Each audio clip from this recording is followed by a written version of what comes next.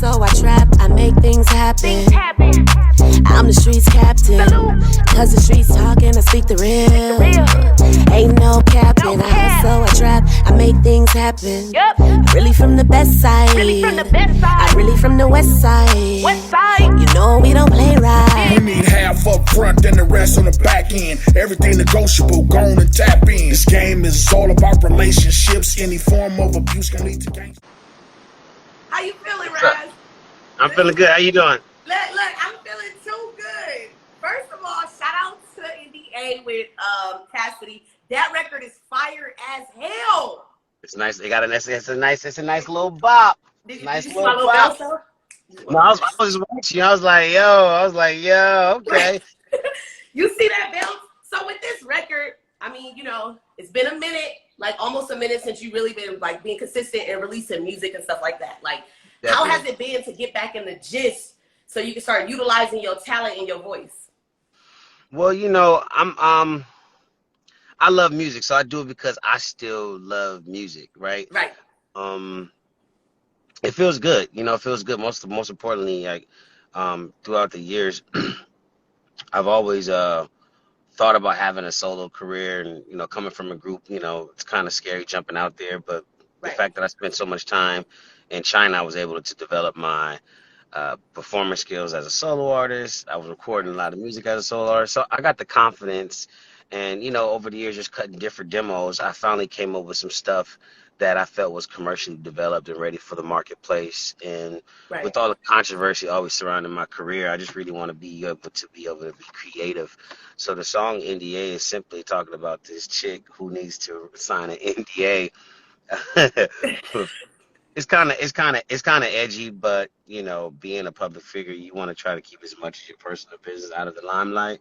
Unfortunately, that doesn't always happen, you know. But I'm just happy to be able to address myself, address my music with my life and my life testimony and experiences, and just do it in a more artistic way. But you know, I'm never afraid to stand up for myself.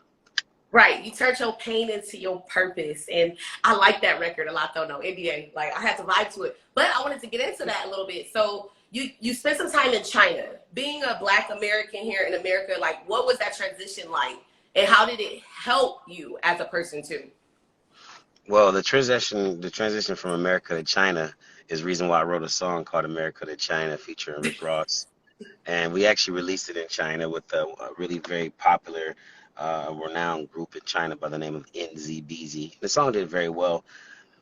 Culture shock when I first got over there. Language barrier, the difference, the food. You know, I was eating McDonald's, which no disrespect to McDonald's, but I was eating them a little too much, and I had to come out of my comfort zone, and I started to explore the different Chinese foods. Like one of my favorite dishes is called Fan Chia Chow Den, which is eggs and tomatoes. Or another one. Say it again. Teach me something. Teach me. It's kind of pronunciation is pretty hard, but it's kind of Fan Chia Chow Dan. Fan Chia Chow Dan. Good job. Oh! No, you actually good job. It's actually tomatoes and egg, and they put like a little. Sometimes they put spinach or they put like some greens in there. But it's a pretty cool dish. The language barrier was the biggest thing, but God gave me favor. Being a man of God, being baptized, filled with the Holy Ghost, speaking in tongues. God gave me favor over there, and it was amazing because I ran into so many people that was like, "Yo, this is Raz B, and he's, you know, he's an accomplished artist, you know, back in the States, and we should give him a shot on the big stage." So it's pretty cool because I was able to learn a lot about the culture, learn the language a little bit. I had a really, really great job over there, which was pretty cool. I was actually touring around China, but I thought one of my really coolest jobs was I had a residency, which was at this club called M2, which M2 Club, which is M in Chinese is MR Juba, and I worked there for about a year, and it was pretty cool because I was able to, like I said earlier, develop my performance skills as a solo artist. Right. And being out in China so long, I was able to mature. I left when I was about 25. I came back when I was about like 32. So yeah. How do you feel, like, not to cut you off, but like how important is it to step outside of your comfort zone? Like going to China, that's different. Like, I don't know if I could live there that many years. I think the furthest I ever went and lived for a long time was New York, and I'm from LA. So Right, right. I can only imagine going to China. Like, how how was it to even like learn how to communicate with these people? Like, did you date? I don't know. Like, tell me something Oh, about no, it. these are good questions. Actually, I remember when I first got to my first city. It was a city called Dalian, and there was just one chick named Nikki. She worked in the club, and she was like, she spoke a little English. She was like, this girl Nikki who speak no English. She Right. was like, yo, I think you guys should hang out and be friends and stuff. And I was like, well, we can hang out. And it was pretty cool because she bought a translator just to talk to me. Oh, oh, she liked you. Yeah. Nah, she wanted to bring me home to meet her mama and daddy, and I was like, "Whoa, we need to slow down a little bit." Right. But I definitely dated. What was the other question? I'm sorry. I definitely dated. That was pretty cool. Like adapting to their culture. But yeah, but just being outside of your own country, like I feel like, during the time I left, I was being bullied by a lot of people, like you know, different people in rap songs was just bullying me, and I just kind of felt Right. like there was really no support. So when opportunity presented itself to go to China, it was a 3-month contract, which turned into 7 years, and Okay. I felt like I was getting more props and more respect in another country versus than my own. Things are different, a lot different now. So I just want to shout out to everybody out there that's been supporting me personally and professionally. And I think it's kind of true when they say, sometimes a prophet don't get no props in his own home. So it's like, I feel that. Listen. I've been doing this show for a little bit. I do in-person interviews. I do live interviews. I got my buzz in New York, and I'm from LA. Like, so yeah, no, it is what it is. The key is just to stay consistent with whatever it is that you're trying to accomplish. Like for 16 years, I really was not trying. I was making the B2K reunion happen, and right. I had to will it, and beyond willing it together, there was relationships that needed to be mended. On top of that, there was a trademark that needed to be paid for, and I secured it Okay. for us. We needed a promoter, so I brought that to the table. You know what I mean? And I was able to be able to connect with the guys individually, but collectively, we was able to bring this back together, and make history, and seal our Okay. legacy. So, be like throughout the years, you guys had your fallouts and your groups has came together. How was it like actually mending with them? Like I feel like it's not that easy because you guys are young teenagers and now we adults. Everybody got their different perceptions and point of views of life. How was hmm that actually getting all the guys together to want to do the reunion? I think it was really good. It was something that I made a promise to God that we would definitely that He would definitely get the glory for this coming back together. Seeing and reuniting with the guys was really amazing because the chemistry on stage was definitely there. We definitely just kept it professional. Right. It was a little different because we're a lot older and we all have our families and our ways of life. So I just thought that was pretty cool. Shout out to all the guys.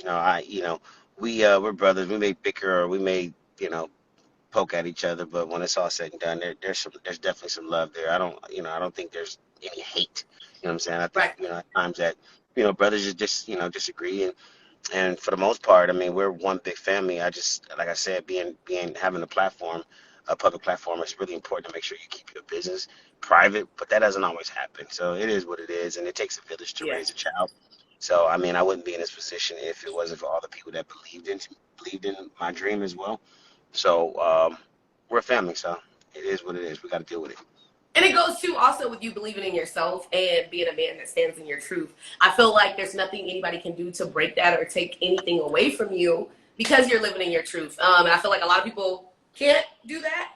With the media being so chaotic, how do you manage to still keep your head strong with all these different, blogs and all these different posts? Like, how do you still manage to wake up every day and be Raz B? Word of God, keeping all my thoughts into the captivity of Christ. It is what it is. I study a lot. I read a lot of cool books. Just finished.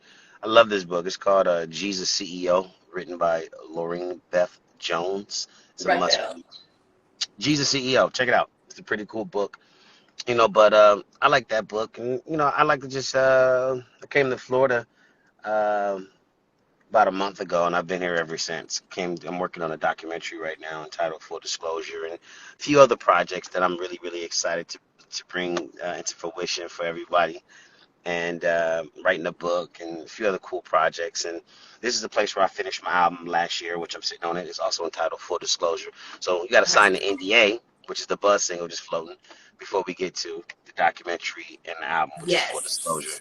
which is essentially my testimony and my words. It's pretty cool. I think everybody's gonna.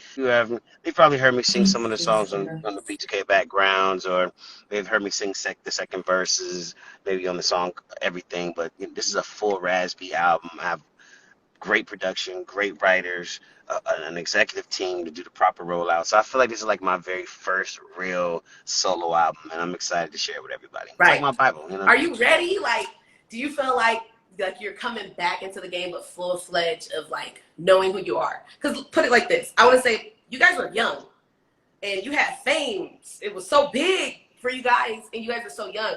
Now that you kind of understand the industry and how it works and how to like produce a project, and now being a solo artist, like, how do you feel like you have everything it takes now to properly execute Raz B how you want to? Completely, completely. You know, it took some time, you know, because when you have a lot of controversy going on, it makes it difficult to do business. And when you still share this business with a lot of other people, you have to make sure that you're fair, Okay. you move with integrity, and you want to be diplomatic. But I refuse to be bullied anymore. So, um, like I said earlier, it's really about expressing myself artistically, and that's what I want to. You know, I don't want anybody to get me out of my character. You know, but I I'm just happy that I have that opportunity to continue to still do what I love to do, and most importantly, inspire others. I feel like being in the business for so long, I'm a young vet. I'm very knowledgeable of the business, and I'm going to continue to push that forward and make music because I love it and share with my supporters that support me. And most importantly, I'm looking to develop new artists with my Raz Beats Mass Media Group LLC, which is a production company that I started when I was about 18. So I've been managing writers and producers for some time, and you know, quietly behind closed doors, I've been getting some placements. Okay. Back in 2011, one of my producers produced "See Me Shine." It was pretty unique to see how the whole situation went down.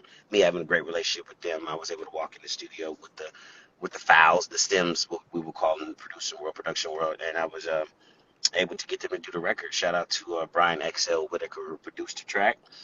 And shout out to Bone Thugs and Harmony because we're both from Cleveland. I always wanted to work with them. So Hey. it was dope to be able to have get a placement on them.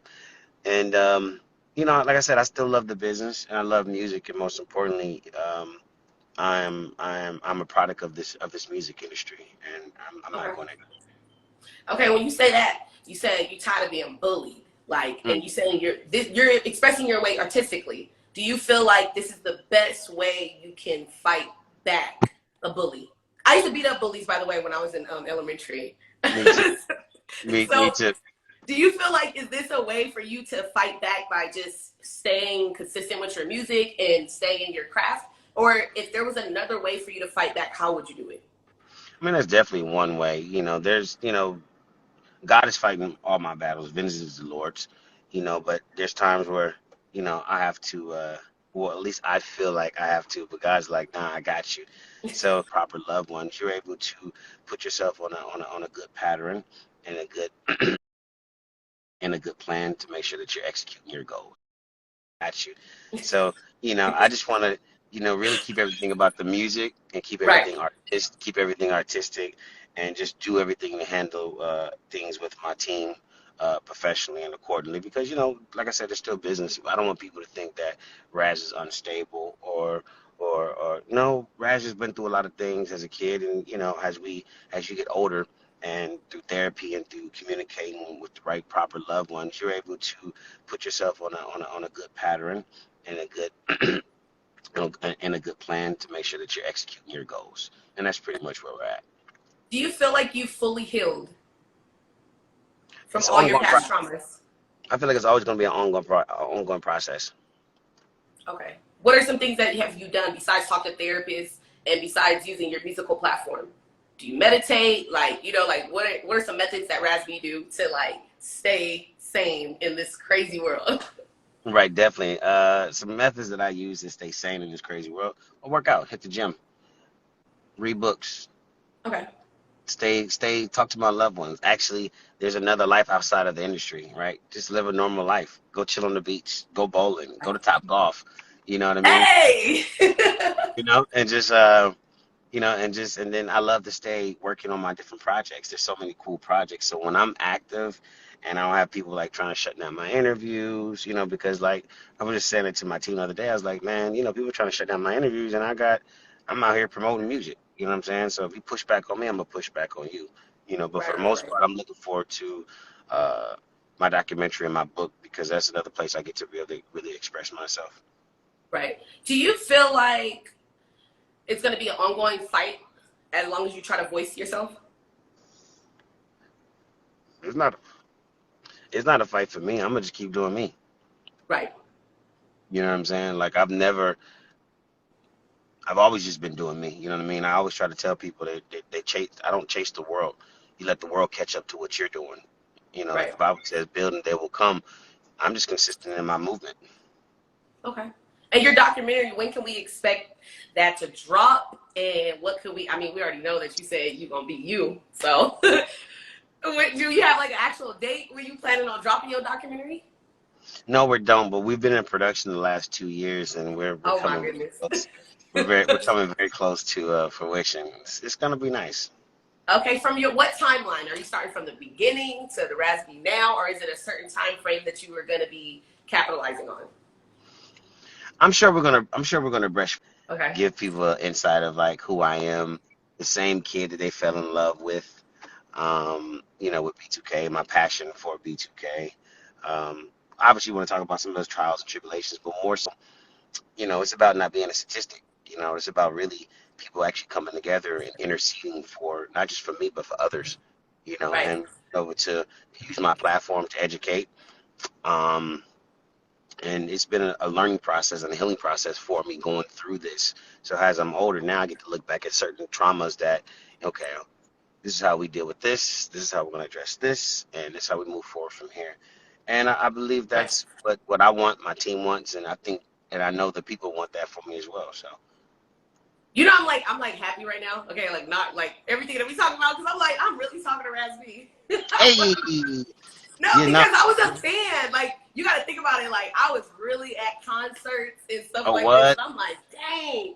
Like I grew up with you guys. Like, so if That's what. there's any Raz B fans out there, drop some fire signs because I am Hey, really excited. Like this is that's, crazy. Like, that's lit. what was your most like your best time? I can't even say it. I'm like in tongue twister. What was the most It's all best time good. that you ever experienced with B2K?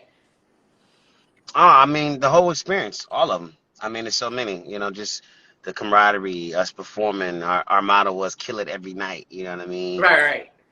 The fact that our dream actually came true. There's a lot of groups that come out and they do their thing, and you know, not every group makes it to the status that we made it to. You know, so I think it's amazing that we had that. I mean, I think one of the most monumental moments for B2K is the fact that after 16 years, Amari texted me, he's like, man, after OVO Fest, he's like, man, we just did the impossible. I thought it was pretty cool to do the headline OVO Fest, the fact that Drake booked the whole tour through Live Right. Nation. You know what I'm saying? To actually have a date at his OVO Fest. I thought that was pretty cool. It was nostalgic, and uh, that year 2019 brought out Chris Brown. They performed No Guidance. It was just a Come really cool. on. So that was a great moment. Shooting the movie You Got Served was even more phenomenal. Um, Come on. and Let's probably, get and probably, like and probably, and probably in 1999 when we actually first got our record deal, because that's crazy. You know what I'm saying? And then touring. I mean, you know, just really just hanging out with my brothers, though. You know what I mean? Before we even got our record deal, we just would, you know, play basketball all the time. So, you know, you miss right. those things. You know what I mean? I used to live in Diamond Bar. Oh, word? So Yeah, like we did too. yeah, you guys didn't live too far from me. We used to see you guys at the park sometimes. So yeah. I was like a real fan. But with all of that being said, like you're about to drop on Friday, you got a record with Frankie J and Yes. Paul Wow. with Yep. you. How did y'all come together with that project, and why those two people out of everybody in the industry that you have access to and you can work with? Why those two people for this record?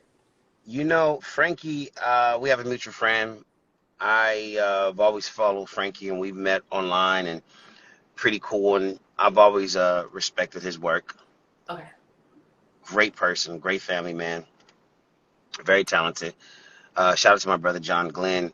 He put us on the phone. It was pretty cool how we talked. He sent me a record that same day. I sent it back with my vocals on it, and then we went back and forth for some time, and we started to develop the project. And I was like, yo, maybe we should release it in February. Maybe we should do the video before Christmas. And whether he know it or not, he actually took some of my ideas into consideration, and Right. it's really cool because we wind up getting the video done before Christmas.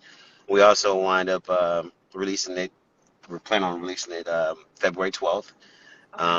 So I'm excited. And then he reached out to a few colleagues of his because he just felt like it was missing one more element. And Right.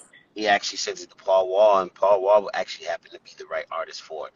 So really, I just think the stars align. I think the fact that we all have been in the business for some time now,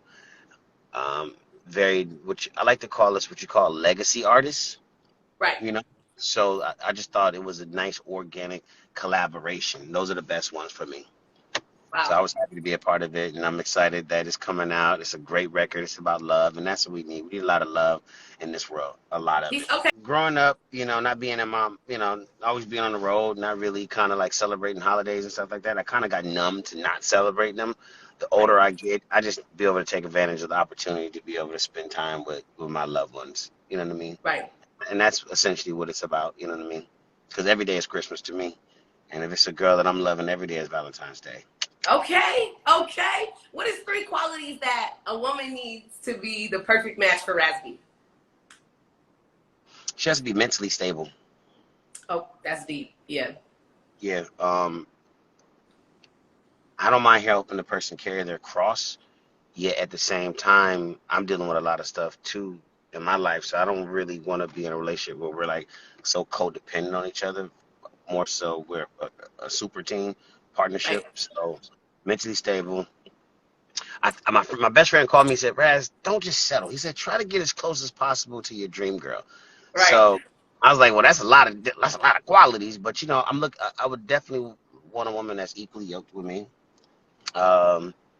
In terms of being a woman of God, a virtuous woman.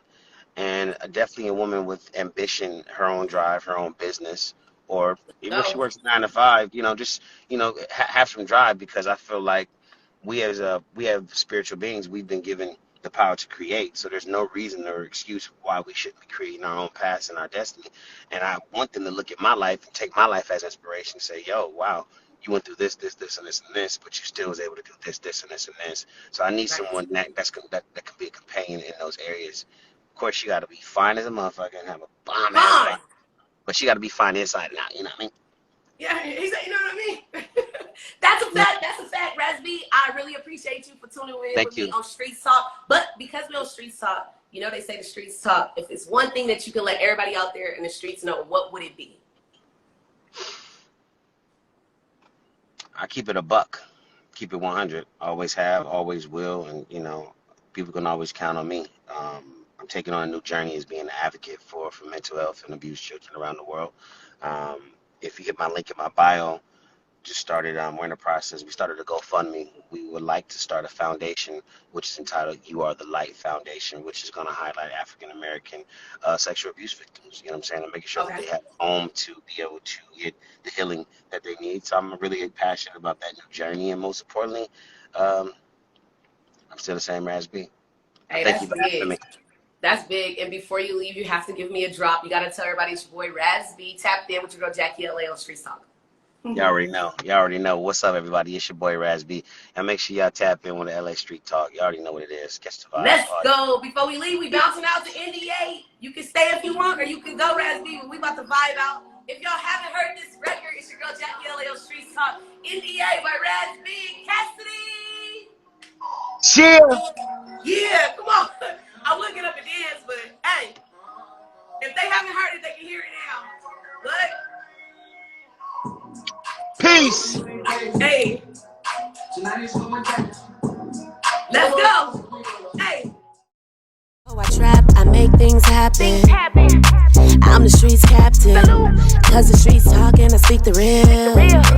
Ain't no capping. I hustle, I trap, I make things happen. Really from the best side. I'm really from the west side. You know we don't play right. We need half up front and the rest on the back end. Everything negotiable, go on and tap in. This game is all about relationships. Any form of abuse.